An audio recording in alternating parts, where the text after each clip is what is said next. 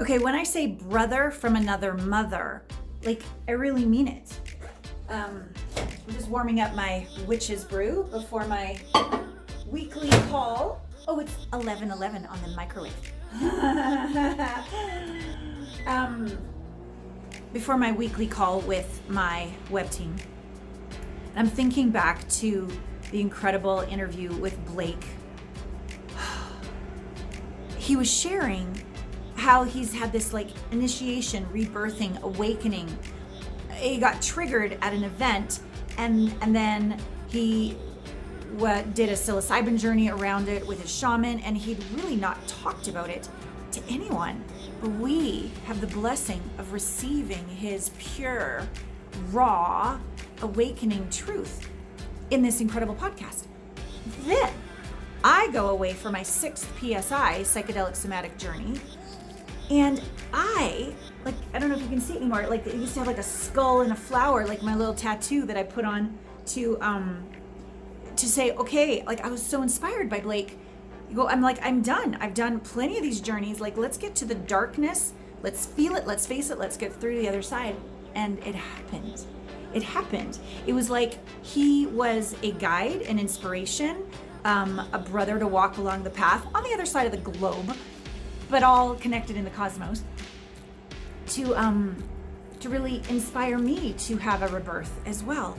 It was, my personal journey was super dark and super intense, and I'd earned the capacity. I developed the capacity to go there. And so let's just all send him like massive gratitude, or I'm sending him massive gratitude for being willing to, as a coach, to be vulnerable and credible and share his awakening with us. I think I'm going to put him, this is my little gratitude thing beside my fridge. Every morning I put a little something I'm grateful for. And you're going to put gratitude for my brother Blake on the other side of the world, who is a brave man. You're going to really love this podcast. Enjoy. Welcome to Intimate Conversations, Soul Medicine. Intimacy is an inside job. Hello, you delicious people, and welcome to another episode of Intimate Conversations, Season 11, double digits, 11. We're calling this one Soul Medicine. And this month we are talking about loneliness. We were talking about how to end blame of self or other that often leads to depression. Just like Joseph Campbell always says, the cave you fear to enter holds the treasure that you seek. And although spiritual bypassing is really easy and fun, it doesn't do shit in terms of healing what it is we're here to heal today, which is why I've encouraged and invited the amazing Blake Worrall Thompson, who you can find at his name, blakeworrallthompson.com. That's why I've invited him to the show today. I've had the pleasure of being on his podcast. He is a lifestyle and mindset coach based in Byron Bay, Australia. Right now, I'm looking outside and it's snowing, and I highly doubt it is where he is. And he spent the last 17 years in the coaching space studying a diverse range of modalities in human behavior. And his unique and innovative coaching style is a catalyst for helping his clients collapse time and transform from where they are to where they want to be. And having spent years studying areas such as NLP, breath work, relationships, hypnosis, to name a few, including psychedelics, which we both have in common, which last month we talked all about psychedelics. And now we're going to talk a little bit more about it because I think he's experiencing the breakthroughs I am. At least I'm feeling that. Blake really helps people free themselves of limiting conditions so they can live a fulfilling, successful life by design. And he has this really open-minded approach, and it allows him to delve into areas that many are afraid, which is why I invited him with this topic today. So he can bring his own insights and his methods and his learnings to his radically honest approach. So, hi, it is so great to see you again.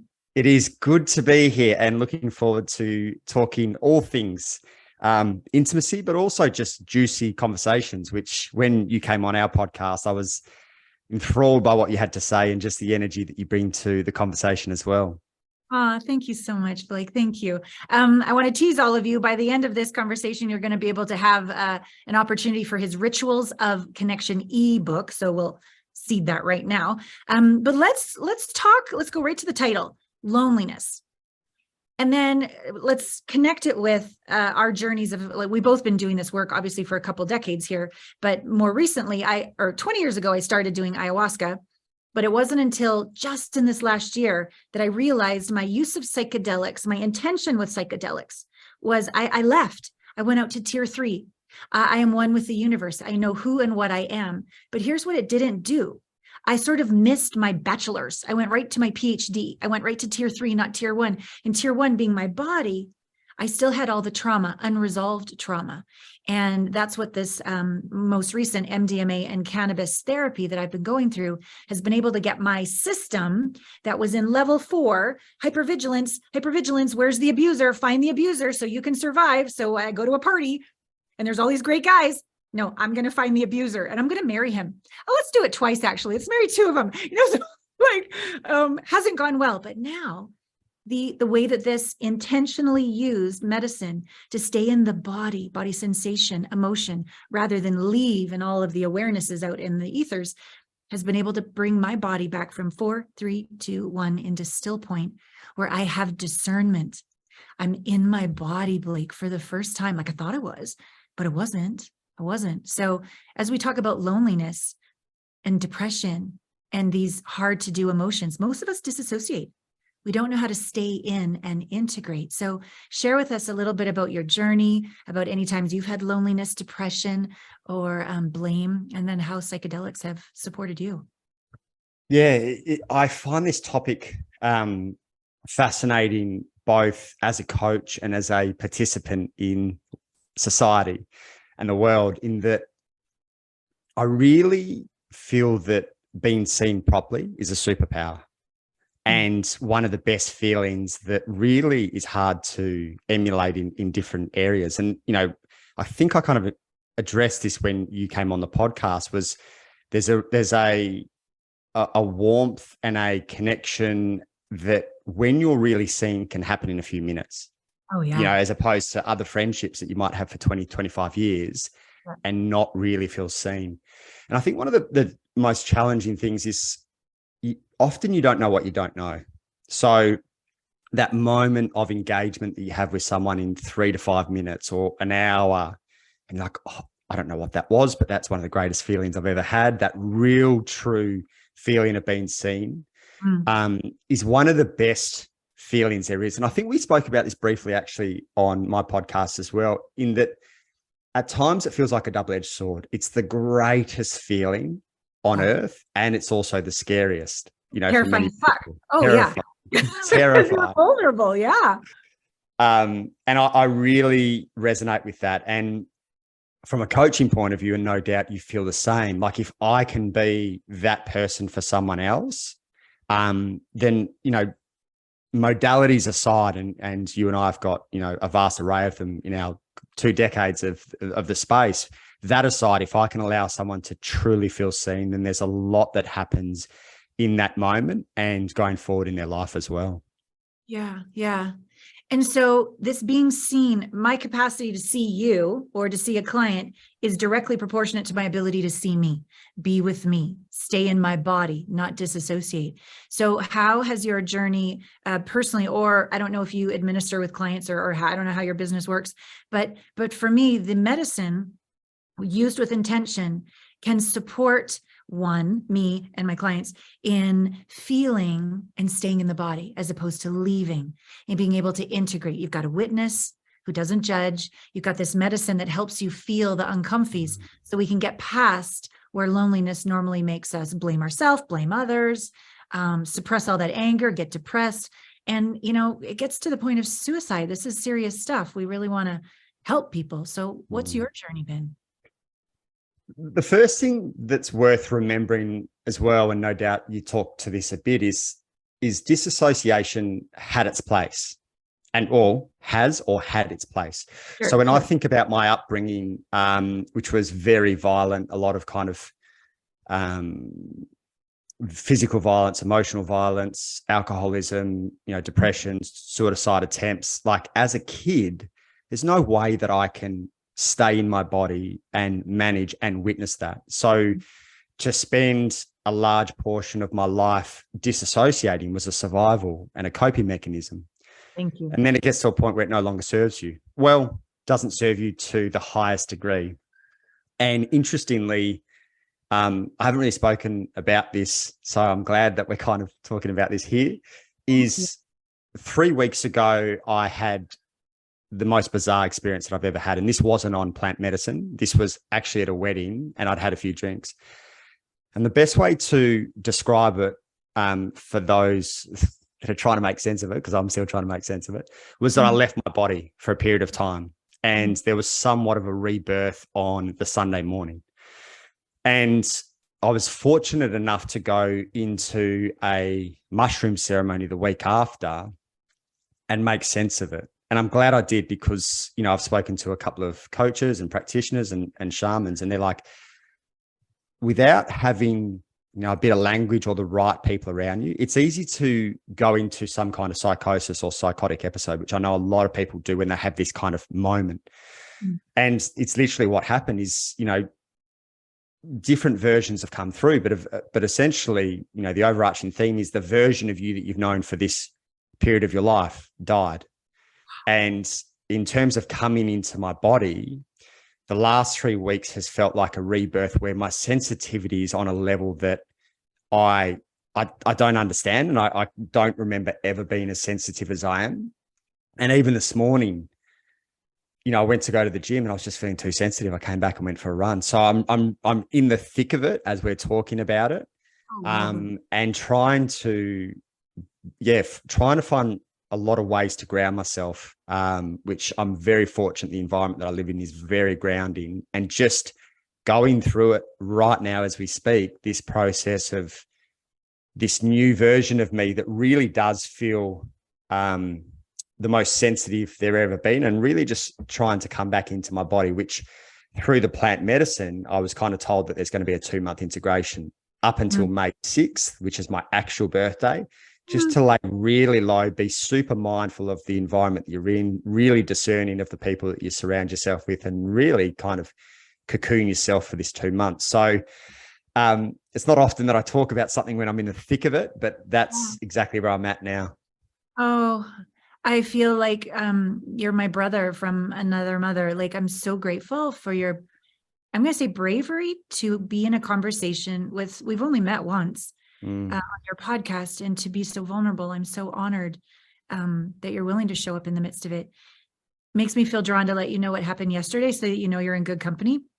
I don't know if you are on my newsletter list, but my video that I put out that came out yesterday, I shared that it's been pretty dark, and I have been finally admitting that I'm lonely. You know, on plant medicine, when you know you're one with everything. So like, I know who and what I am. And I was really beating up on my human self, who's single, whose body misses touch. And my son, I haven't spoken to my son in 3 years. He lives with his father. And I just wasn't giving myself permission to admit how lonely I am. And so I threw myself a party, and I got like my favorite chips, my favorite ice cream, a bottle of champagne, candles everywhere. And I wrote down this whole page, and it's up on the wall right now. It says, "Why I'm proud of me." And I wrote down like 100 things, and I cried, and I had music, and I danced. And I woke up the next morning feeling even worse, even worse. Of course, I didn't tell anybody. They just got the video yesterday. But I have coaches. I have Alana Pratt Method coaches that I train, and normally I'm there to serve them and help them serve our clients. But they're like, "We saw your video yesterday. How you doing?" And I said, "I'm actually worse." And I don't know your process in the psychedelic somatic work I've done, Blake. When you're out of your body, which is a super great survival mechanism, when you come back in, the first level 3 from level 4 being out is suicidal, nauseous, it's no fun. And that's how I've been feeling. And I didn't want to tell anybody. And I wouldn't do it. I have far too many obligations. But I sure as fucking felt like it. And so I allowed my coaches to help me feel, because I know if you feel it long enough, you get to level 2. And I couldn't be the banks of the river and the river at the same time. So just literally yesterday, Blake, I lost my shit with my clients. And then after the suicidal part, Level 2 is that very short spurt of not anger, but rage, not fear, but panic, not sadness, but like sobbing. It's something there, short, 30 seconds, 60 seconds, and then you get down to mild anger or fear, and then 0. Talk about self-hatred. I had not forgiven myself for all my mistakes, and I was so pissed at me. And I felt it being witnessed. And then all of a sudden it went to the stillness, but not the stillness when you leave stillness. I'm like, I can feel my feet on the ground. I can be here. And what you're sharing, the sensitivity of being back in 0 is new. It's new. It's on the other side of feeling what I had not yet felt or integrated.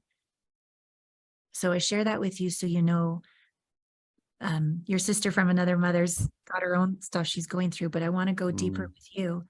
Tell us about what it's like to be so sensitive right now. What's it feel like? What's going on? What's happening? It's actually kind of scary, if I'm honest. When I woke up on that Sunday morning, my best mate was here, and you know, he's actually my business partner as well in another business. And for him to witness, it was literally like me as an infant in a grown full man body. He's like, the best thing that has happened for me over the last 3 weeks, and I'm so grateful for the environment I've got, is that my close knit are so non-judgmental. Because over the last couple of weeks, with this rebirth, this dying, this like reconfiguration is the word that keeps coming to me. Yeah. Like all it would take is a little bit of judgment, and I'd really struggle. I'd really struggle. So for the people that I've got around me to just be able to hold me in what it is, and they are, you know, most of my really close friends have done a lot of psychedelic work, albeit this death and rebirth wasn't the psychedelics, it was the week before. But there's a level of understanding, and even if there's not a level of understanding, there's an understanding that they don't understand. And in that is just this ability to try to really allow and honor the process, which for me to surrender and let go in this infant stage that I feel I'm in is really challenging. And it's almost like this really interesting paradox of like you've landed for the first time really properly on earth in terms of this death of this kind of 3D version of me, which is the language that kind of came through. And you also have to and get to trust in the universe, the unfolding, the synchronicities, and this higher version of you that's kind of landing. So, you know, a part of me's had a lot of envy, you know, the last couple of years with the environments that I'm in, with a lot of people who feel like they're kind of more tapped in, source, spirit, you know, however you kind of want to language it. And I kind of felt like I was missing out a little bit on what it is that they're connected to, you know, even connected to kind of earth better than I am. And when I did the mushroom ceremony and that came through, it's like, yeah, this piece is going to start kind of showing up for you. And I don't know what that looks like, and I'm not kind of attached to it. But it's, yeah, it feels equal parts exciting and daunting, if I'm honest. Yeah. Thank you. A comment and a question. For me, the 3D world, good, bad, right, wrong, I'm superior, you're inferior, I'm in charge, you're not, like all of that. Well, it clearly doesn't work. And we'll say the next dimension, 5th dimension, it's a win-win for everybody. And it's a completely different way of looking at life and a completely different way of being. So I'm so inspired that the avatar, the aspect, however you were raised till now based on your circumstances, that you, with your commitment to self, your commitment to your community, your commitment to your soul, that you have, I don't know what, and this is what my question is, and you don't have to share if you don't want to, something triggered the out of body and the rebirth. And I imagine you make intentions, you know, yesterday was the new moon intentions. So I'm wondering, can you track, I intended something. I had no clue how it was going to go down. There was the trigger. And I'm now learning to be like to be multidimensional, dude. Like to be multidimensional. So Totally get it. Well, yeah. when I think about intention, what's interesting, and you'll love this, is the intention that I went into the mushroom ceremony with, and this was 1 week after this Yeah. Capitulation, rebirth, death, whatever you want to call it. I actually went in to the mushroom ceremony with the intention of bringing to light anything that's blocking the next level of intimacy between me and my partner. Beautiful. It didn't show, but there, like, it has kind of come to light in its own natural way because of that death and rebirth. And interestingly, I hope she's all right with me sharing this. I think she's shared openly, so that's all right. She was in the ceremony with me, experiencing the death and the parting of ways between us while I was experiencing the death of my former self as well. So there was this incredible kind of synchronicity of us both witnessing a death of me and a death of us in that form. Iteration, yeah. Yeah. So in terms of the build up, I felt more and more called over the last couple of months to bring in my bubble even tighter. Similar to you, there's such an output in the work that we do that I really just, I'm feeling more and more called, like I'm quite introverted. I'm feeling more and more called just to really have super clean energies around me.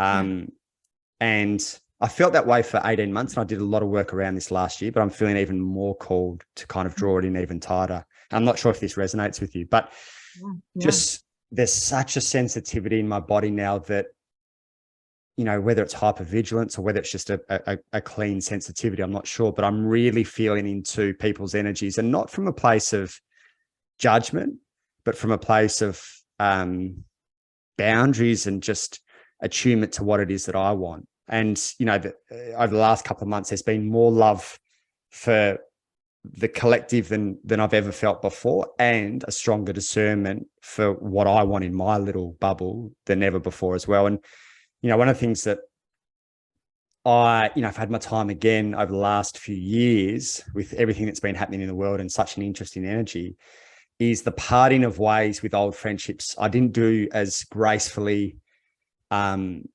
with as much humility as I would like. And that, you know, when I addressed that, that was really a core wound around abandonment and rejection, which was a mushroom ceremony I did it right at the start of the year. So, you know, to deal with that rejection and abandonment wound to the level that I did in the mushroom ceremony was also super healing. And again, you know, for me, and it's valuable to remember that we're all kind of going through our own struggles. I would probably have a nightmare once a fortnight about some kind of rejection and abandonment, and I would have had it for 10, 15 years. So that core wound that played up time and time again and really took a lot of space has, you know, beautifully kind of fallen away, hopefully forever, but fallen away and just hasn't taken any space over the last 2 to 3 months as well. Good for you. Wow. Thank you for continuing to show up and keep doing the work. This idea of wanting to make your bubble more a cocoon. I'm from Canada. I've lived in Tokyo. I've lived in New York. I've lived in LA. And now I live in the middle of nowhere in Wyoming for a reason, because the sensitivity, and it's me and nature, the animals, and the odd person from time to time. And it's exactly as I go through this next level of healing, what I need as well. So I so honor you, and I completely reflect the honoring of the sensitivities. I'm curious for a moment with the theme around loneliness.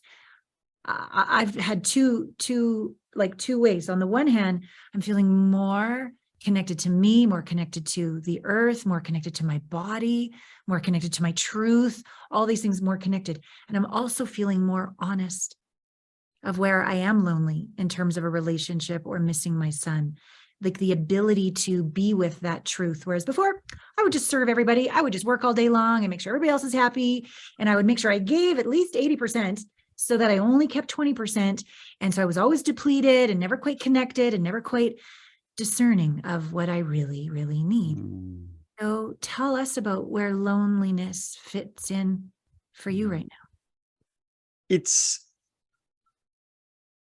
one of the things that I found up until that rejection and abandonment piece was a real need to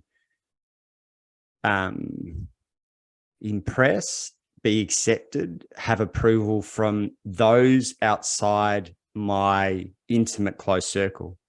So right in front of me, I had the most amazing people, but I wasn't giving the time, love, and energy to them. I was more interested in fixing, which was really just confirming the rejection and abandonment wound, the ones that weren't, quote unquote, accepting of me or weren't as close. So yeah, it's kind of a little bit for me heartbreaking that I've had these amazing people right in front of me, but my time and attention was going to the core wound of rejection and abandonment and trying to get the approval, acceptance, acknowledgement from those, in the outer circles. So from a loneliness point of view, it feels a lot cleaner at the moment. But sometimes I do feel, and I don't know if this resonates with you as a coach as well, like right now, I'd love to just completely surrender and just, be held, as ironic as that is for a 38-year-old male, just be held for this little period of my life. And unfortunately, and, I'm so lucky that I've got really accommodating and understanding clients, but unfortunately the show must go on. So I'm looking for little, and credit to, my partner. She's done such an amazing role of stepping into that really grounded, solid space for me over the last few weeks, which the masculine part of me, or potentially even the wounded masculine part of me, struggling to surrender and fall away, I guess, in the way that I have over the last few weeks, knowing that there will be an endpoint, but really struggling to honor where I'm at. But yeah, there's a I guess a strength that is required and a bandwidth that's required to do life. And even a client reached out this morning and was talking about shamanic practices. I don't know what group he was talking about, but essentially he was saying that when, in the kind of more shamanic groups, when they go through something like this, they'll often take the person away and, some more of the elders or the wiser of the group will take this person away and just have them nest for a few days and just be there while they process and sit with and go through their motions. And I was like, dude, that's exactly what I feel like I need. Wow. So yeah, there's in this kind of this rebirth and this infancy that I'm feeling, there's a desire to be held by the right people. So yeah, it's a bizarre time. It's really a bizarre time, but I'm guessing from the nods that you're feeling somewhat similar. 100%. Different, but same. Since I started, it hasn't been quite the abrupt or the intense, maybe I could say, that you're expressing. This just happened 3 weeks ago. It feels like it's been like a rolling for me. I've done 6 MDMA cannabis journeys. 5. I'm going for my 6th tomorrow. Actually, I'm driving to Salt Lake City tomorrow. But in between, I've done additional cannabis sessions on Zoom. So it's been 10 months of this. And what I've really, oh my God, like happy tears appreciated is my cranial sacral woman. She's about 70. And the way the back of my neck, I had no idea. When I first started this work, they're like, relax. I'm like, I am. They're like, no, you're 100% firing in the back of your head and neck right now. I'm like, no, I'm not. And as it's integrated my body now, when she holds my head, it is a cradling and safety I've never been able to receive. And so I do cranial sacral, I do acupuncture, and the way she sticks needles everywhere. And then all of a sudden I'm like, I'm totally relaxed. Then, my body, I'm like, oh my God, look at that. There was that. Who knew there was that? And then I have my structural massage, and that's a gentleman. And I'm like, okay, so I'm going to cry. I'm going to scream. It's just This is the ride. Are you ready for the ride? He's like, sure. So instead of working just the muscle, I am literally saying out loud, oh, rage. And he's like, okay. But now he's pretty used to me being, batshit crazy, and whatever happens. But the freedom of being able to feel, voice it, feel the emotion, let the sensation, and have a body practitioner help me all the way through has been invaluable. So if there aren't some shamans that can take you away for a couple of days, even having these different practitioners has been a game changer for me. And I really recommend it to really let yourself experience in your body safety and cocooning on this planet. It's huge. What do you feel? I know I'm turning the table a little bit, but I'm interested in your piece. What do you feel is the difference with your loneliness piece now compared to potentially a loneliness piece that you've had previously? Like what's at the core of it, do you think? Well, like you mentioned, your abandonment wound, my loneliness was a factor of the old program, the old way of being. Was like, oh, I want love, but you're the predator protector. Which one are you?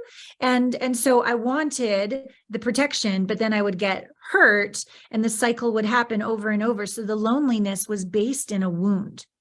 It was based in a wound and a perpetuating wound that I never could solve, no matter how many courses I took or how much ayahuasca I did or whatever. I just kept attracting the nasty guys, business and romantic. Like it was everywhere, which is that was the intensity of the criticism the other day. It's just like, I have fucked my life up so bad in so many places from one point of view. From another point of view, okay, that was the program. Look what you've learned, look what you've integrated, and look what you can share. And I really think this is the new leadership, Blake. And this is something I want to circle back to after I answer the second half of the loneliness part. So I'll answer that first. Now the loneliness is different because I feel like I have a basement. I'm actually in my hips. I've been a brave motherfucker with an open heart, very connected to spirit because I'm really good at disassociating. But now the discernment in my hips, like, oh, this is home. This is safety. So the loneliness feels authentic. I am a 53-year-old woman with a lot of love to give. I ought to have a natural sense of loneliness that I'm not sharing my life with a beloved. It's healthy lonely. And my son, I've honored his path. His dad and I had a 12-year custody battle. He created peace by living with dad. I let him do that. I took the high road. But I would just mother my clients. I would mother the world. I would save humanity. Like I would get that motherly energy other ways, but I wouldn't slow down to feel the truth of I just miss my kid. I just miss my kid. And that loneliness isn't bad or wrong. It's a normal, natural reaction to life. And so this is what I wanted to say about leadership, and thank goodness for your partner helping you out as you need time for you. Do you think the new leadership we're not in charge? We might be the facilitators or the gatherers of a group, but we don't need to have it together. We don't need to be fixing anybody. And nor do we need to be, not that you're hiding by taking time to yourself, but you know what I mean? Like we can't show up until we're on our game again. Like I'm just showing up like a hot mess, and my clients are thriving because there's this safety for everybody to be real in a way that I don't think I provided before because I didn't provide it to me. Which is, I'm glad you brought that, because that was going to be I was actually going to ask you the question of that piece around your son previously, whether it was a disassociation, whether it was a level of shame, whether it was, and I've been in all of those, and I've even done a lot of bypassing. And I do, for me, based on what you said, and I think we spoke about this on my podcast as well, is there's a warmth and a safety to you, but there's also the which I think really solidifies a strong coach these days. There's the ownership of the kind of shadowy or the things that aren't working. Yeah. And that sits really well with me now. I spent in my mastermind, we spent 3 months on shadow work, and it completely fucking rattled everyone in the first few weeks. And by the end of the 3 months, they were like, holy fuck, like this is powerful stuff. And you know, as much as this is almost like a kink and an edge for me, I really want, and probably it's equal parts kink, equal parts edge, and equal parts safety. I want to see your dark side. I don't care how fucking dark it is, because I've been to some dark places, but I want to see it. And then I know we're good. Because if you think about it, and this is such an interesting time in our world, you know, if we're born whole and then we kind of have this split between the ego self, I am, identity, persona, and the shadow self, is really, you know, everyone's well intended. There's no doubt about that. Really, we're just seeing everyone's ego. Yeah. We're seeing the shiny parts that, you know, that they want to show, and we're not seeing what's in the closet. I want to go with you to the darkest and dingiest part of your closet and just see what that is. And I don't want, you know, from a coaching point of view, it's this really interesting relationship that a lot of people have. I don't want to be put on a pedestal. I don't want to put any other coaches on a pedestal. I'm trying to have a human experience. And if I can add some value and hold space for you and allow you to transform in any way, shape, or form, cool. I'm here for all of it. And, you know, I've got a shadow like you've got a shadow. It might look different, probably will look different, but those are the depths that I want to go to. And those are the depths that I want to be able to hold you in. Mm-hmm. And until I go to the depths myself, I can't hold you. And I've seen it firsthand that I will go to some dark places with coaches, and I can see in their body that they can't hold me. I'm like, cool. This is off limits, unfortunately, for you and for me, because you can't hold me in it. And, you know, it's big. And again, you know, there's a very big difference between someone's words and their energy. In their words, they're telling me that they can hold it. And I can see in your body that there's a contraction or there's a judgment or something, and all good. You can't hold me in it, but this is where we're stopping. Oh, yes. So I don't know if I answered your question. I can't remember what it was. Really enjoyed talking to you. Okay. So I was literally in my last cannabis session on Zoom. So I'm going, as I said, tomorrow to do my 6th journey, but I was saying to my facilitator, my practitioner, my witness, my shaman, as I'm on the medicine, I'm literally like dishing him out some darkness. And he's like, I can feel, I have a mask on. I can't see shit. I can feel, Blake. And then I said to him, I go, oh, everything I dish out, you can be with. This is so freeing. This is so amazing. And then he said, this still makes me cry.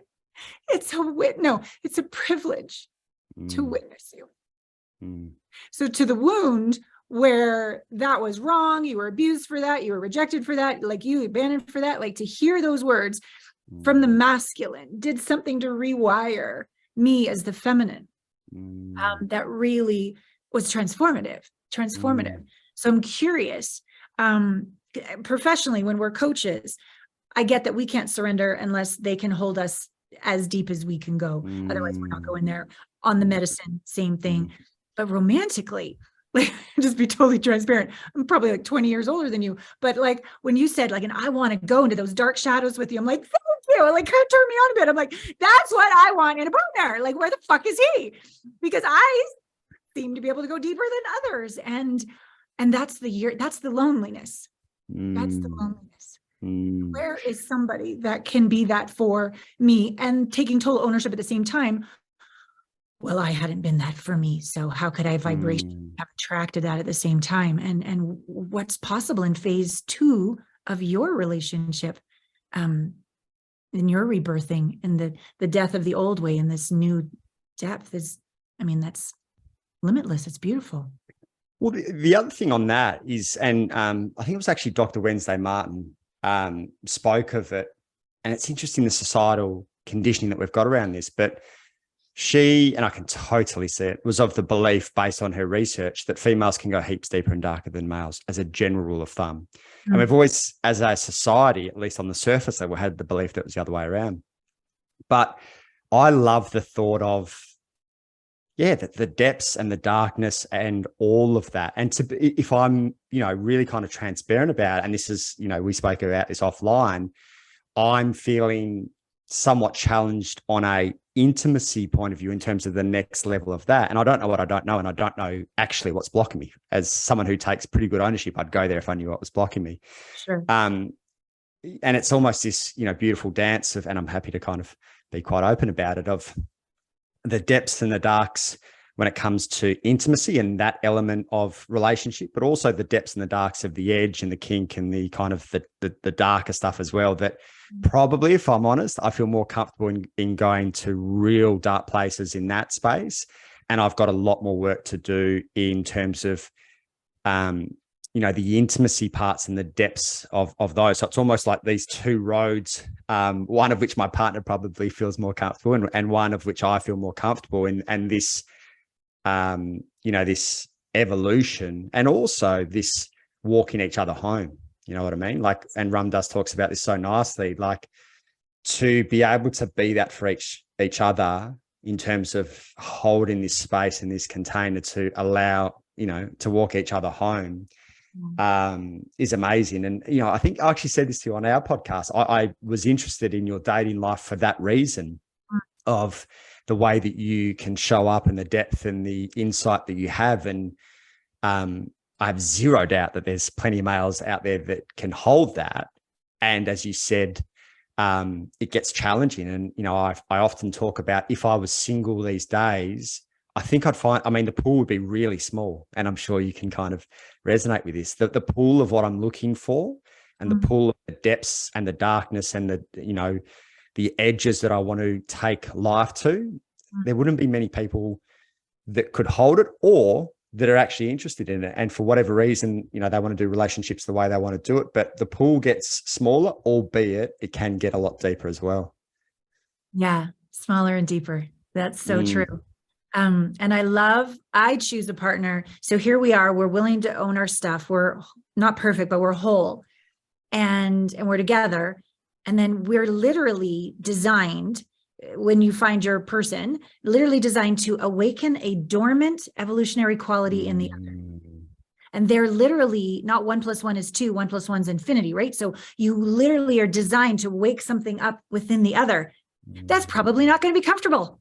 That's probably going to feel like shit. It's probably going to be terrifying, but it's for you. It's for us, the we, and it's for who we can be for humanity. So it's good. Like that's the quality of someone that when I just piss the shit out of you off and you scare the shit, whatever it is, we don't go anywhere. We see that this is for us. We don't fix each other, but we don't go anywhere either. We're not responsible for each other. We're responsible to each other. And then we get to witness this ever unfolding evolutionary awakening. Yes, please. So much. This is what lights me up, these conversations. There's so much juice in it. And I am respectful of every single person. I just don't understand how people aren't more interested in like diving into the darkness and the depths and the juice that this conversation is kind of bringing about. I like to lay dormant and docile and domesticated. I don't understand. I do not understand. And I don't want to, I don't want to be part of that. I want depth. I want darkness. I want juice. And these conversations light me up. Fuck yeah. And if I wish I didn't have a coaching call in 10 minutes with all my people, because you're amazing. I look forward to, I don't know what, co-leading something in the future or just continuing to like feature you and make sure the whole world knows about you because you're amazing. Thank you. Wow. Thank you. And I said it on our podcast, I really, like similar to you, I'm fortunate to speak to so many people and there's ones that leave, everyone leaves some kind of impression, but there's others that probably leave a stronger imprint. And yeah, I don't know what that looks like for us, but yeah, I feel exactly the same way. Thank you. So cool. So good. So I want to do all the professional things and then I want to end on the heart stuff. So I want everyone to know about this Rituals of Connection ebook. What is it? How can they find it? What juice is it going to bring them? So my partner and I have a thing called Rituals of Connection, which is a conversation we have every Sunday about what's happening in our life, what's working, what's not. And it's just an opportunity to check in. It's a weekly check-in. We've had it every Sunday since we started our relationship. And it really just allows a deeper understanding of each other and what our needs are. It's just because for a lot of couples, it's like having a conversation when, he's on the couch watching sport, having a beer on his phone. It's like, that's bullshit. That's not proper chat. That's not proper connection. That's not proper depth.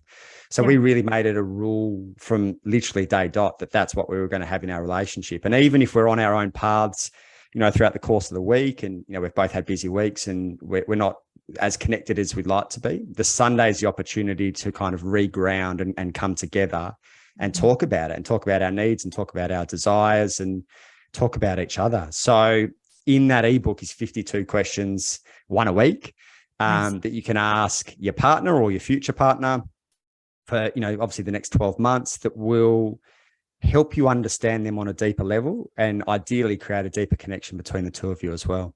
Friggin' love it. I did this with a gentleman I dated for a year every Sunday as well. And it was the form of a dyad. So we would ask each other, and the person would answer, and the other one would just say, thank you. So there was no arguments, there was no rebuttals, there was no justifications. It was just to seek understanding, not to seek a solution or somebody's winning, just to deepen that connection. So I love this. And so people can find out about it. I'll put all of this in the show notes, everyone. BlakeWorrallThompson.com/rituals-of-connection. Okay, awesome. All right. Well, from your new birthed self, your pure new birth self, how would you like to complete this conversation? Just by honoring you, to be honest. As I said, I've really enjoyed the two conversations that we've had, and also just, the transparency that you've shown through your own challenges. It's easy as a coach to hide what's not necessarily working for you. And I feel really drawn to, and I'm respectful of everyone's path, but I'm feeling more and more drawn to those that are okay with sitting in the shadow, talking about the things that aren't working, and humanizing the position that we're in as coaches. And that just feels, something that I'm more and more drawn to. So yeah, just wanted to honor you and the work that you do. Wow. Thank you. I don't think anyone's ever ended the podcast with an acknowledgement. So thank you. Thank you. It takes a lot of bravery to show up authentically, which I know you know. And then it's a whole other thing to be acknowledged by someone who's walking the same path of bravery and authenticity. So thank you so much. Thank you for having me. Oh, okay, everybody. This was like epic. And I'm sure there were many moments when you were like, holy fuck. Okay. Okay. So I want you to just stop after this podcast. Maybe get your journal out, maybe go for a walk, maybe just sit quietly, but something awoke something in you. Something got triggered. You got moved. Take an action based on that. Definitely go to Blake's site and download his Rituals of Connection ebook. Maybe reach out to him. Maybe he's your person for your next evolution with looking for a coach. Maybe I am. Take an action that will support you. And then lastly, just hand on heart, hand on belly. Just, hey, stay honoring of this sweet body of yours, sweet soul of yours, sweet heart of yours. You're doing such a great job on this planet. It's an intense time for all of us. So we both, Blake and I, thank you for being with us. We love you. We surround you with our love. And until next time on Intimate Conversations, thank you for letting me love the shit out of you.